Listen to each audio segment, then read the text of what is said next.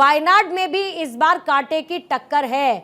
ऐसा क्या मानते हैं वैभव त्रिपाठी जी आप कि वायनाड से भी कहीं ना कहीं एक डर का भाव है, क्योंकि एमकेपी की तरफ से वहां पर एनी राजा चुनावी मैदान में, जाहिर है कि वैसे तो सर आपके गठबंधन का हिस्सा है, फ्रेंडली फाइट की बात वहां पर हो रही है, लेकिन इसको भी ध्यान रखते हुए कि चलिए रायबरेली तो सेफ है ही, कुछ नहीं मिला था तो रायबरेली तो मिला ही मिला हमें 2014-19 में, इसीलिए ये हिट एंड ट्रायल कर लेते हैं एक तरीके का।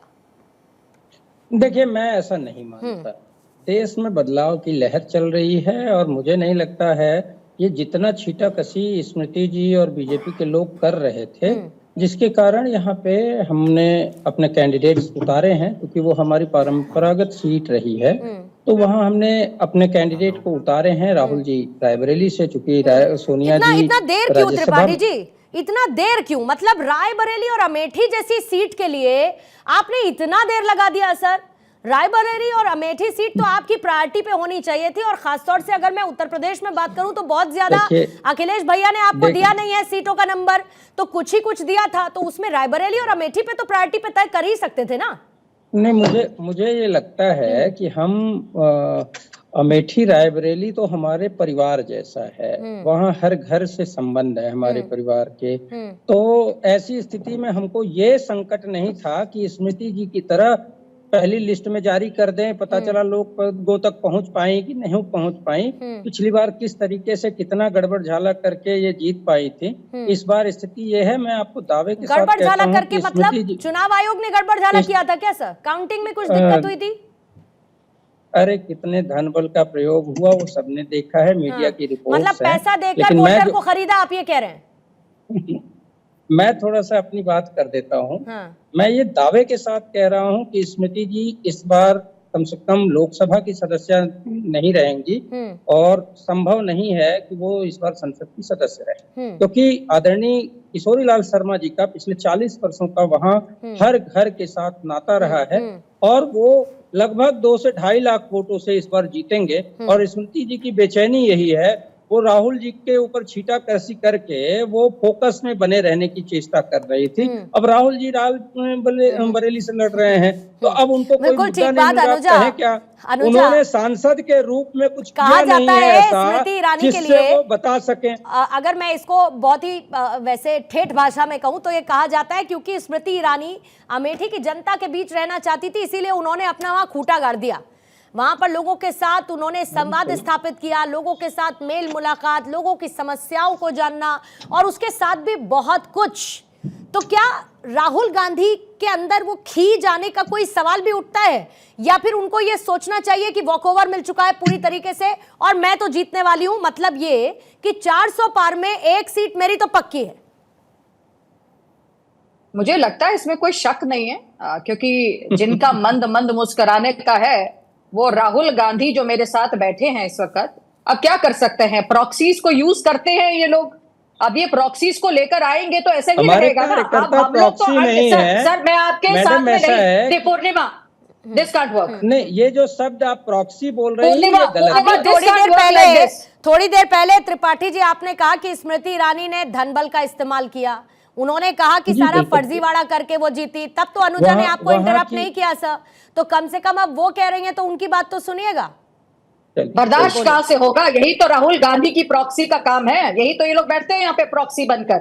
जो राहुल गांधी अपनी बहन पर विश्वास ना रख सके, जिनको ये कहते हैं कि लड़की हूं मैं लड़ सकती हूं, बेचारी अपने घर में ना लड़ सक रही, वो क्या लड़ेगी कहीं बाहर जाकर? इन्हें विश्वास ही नहीं है। अरे ये भूल गए अमेठी के टाइम पर मनेका गांधी को इन्होंने किस तरीके से ह्यूमिलेट किया था। महात्मा गांधी के जो ग्रैंडसन थे राजमोहन गांधी, जब उन्होंने लड़ाई लड़ी 1989 में, तो उनको किस तरह से पत्थरों से मारा गया। शरद यादव को किस तरीके से इन्होंने ह्यूमिलेट किया। आज ये बातें करते हैं बैठकर। अरे अमेठी के अंदर जब से मोदी जी का सत्ता आया है, क्या किया आप लोगों ने उससे पहले? मोदी जी से पहले 62% हाउस होल्ड जो सुल्तानपुर डिस्ट्रिक्ट में आता है, कहाँ था वहां पे बिजली? 83% घरों के अंदर कहाँ था टॉयलेट? मनरेगा को रेवोल्यूशन में लाएंगे, राहुल गांधी बोलते थे। हाँ जी, 3% लोगों को आप लोगों से अभी तक जॉब नहीं दी गई। और जहां पर अरे हम तो मेडिकल कॉलेज बनाएंगे गवर्नमेंट की लैंड पर, अरे अपना गेस्ट हाउस बनाकर बैठ गए। मनरेगा के अंदर हम लोगों ने 2 लाख लोगों को वहां पर जॉब दिया, आज 7,000 लोगों के ऊपर करोड़ का इन्वेस्टमेंट आया।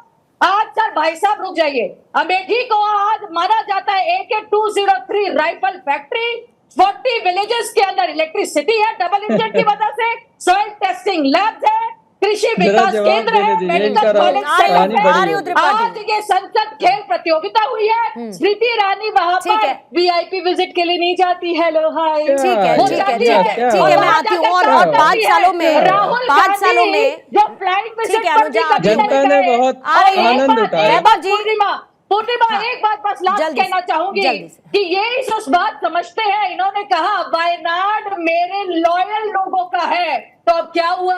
वो क्या आपके ट्रेटर्स बन गए? अब आपके देशद्रोही बन गए? क्या हो गया? अब आपको वायनाड पसंद नहीं आ रहा, सूट नहीं आ रहा? अमेठी में 55,000 से ठेंगा मिला तो आज आप अपनी जमानत जब्त करते हुए भाग रहे हैं। अरे एक बार प्रियंका गांधी ठीक है, त्रिपाठी जी से मुझे इसका जवाब लेने दीजिए, फिर उसके बाद बाकी मेहमानों के पास जाऊंगी। त्रिपाठी जी जल्दी से, क्या अमेठी का दिया हुआ जख्म रायबरेली की जनता सहलाएगी? इस बात का भरोसा रायबरेली की जनता को आपके ऊपर है? और दूसरा, क्योंकि आपने बहुत सारे ऐसे कटाक्ष किए स्मृति ईरानी को लेकर, वहां क्या काम नहीं हुआ, क्या नहीं हुआ, चेहरा नहीं दिखाती, दुनिया भर की आपने बातें कही सर, लेकिन ये भी बता दीजिएगा साथ में कि सोनिया गांधी रायबरेली में आज कितने समय बाद नजर आई?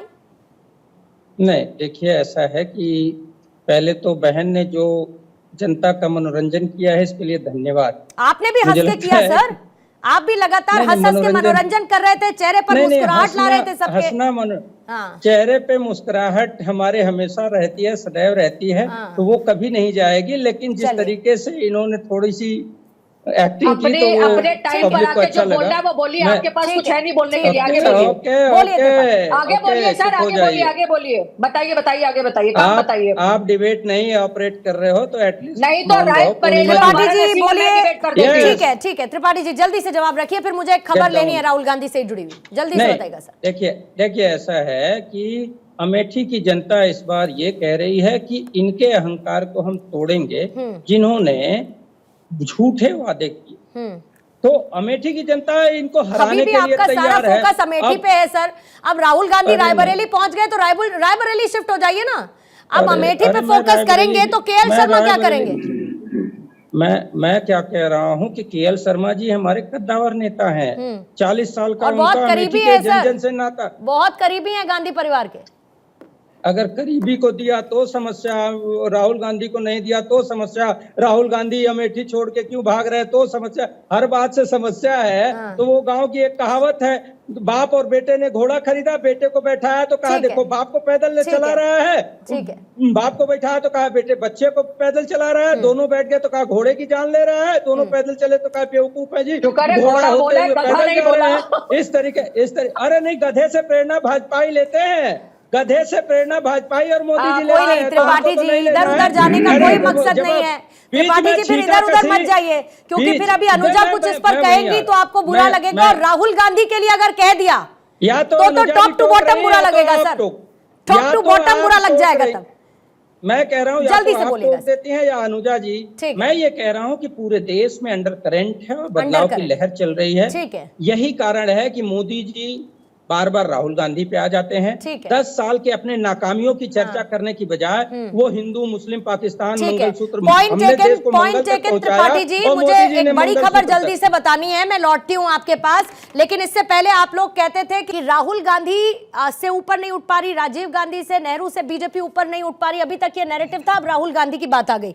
लेकिन फिर भी कहीं ना कहीं बीजेपी को इस बात का मौका तो मिला है ना, और बीजेपी ने बड़ा एक टर्म दिया है जो फिर कहीं ना कहीं मीम्स में तब्दील होता हुआ नजर आएगा, रण छोड़ दास राहुल गांधी। अब उसमें ये तो बहुत माहिर हैं, लेकिन कांग्रेस इसका जवाब देने में कितना माहिर है? नहीं पूर्णिमा जी, दो बातें हैं। अभी आपने राहुल जी का ट्वीट भी पढ़ के सुनाया और ये बात उन्होंने उसमें कही, बड़ी भावुक सी बात उन्होंने कही कि 40 सालों से कांग्रेस का जो नेतृत्व करने वाले जो भी नेता रहे हैं वो रायबरेली से चुनाव लड़ते रहे। अब माननीय सोनिया जी चुनाव की राजनीति से हटके राज्यसभा गई हैं और राहुल जी कांग्रेस के सबसे बड़े चेहरे के तौर पे हैं खड़गे साहब के साथ। ठीक है। तो उन्होंने उस क्षेत्र को चुना और संगठन ने उन्हें वो जिम्मेदारी दी।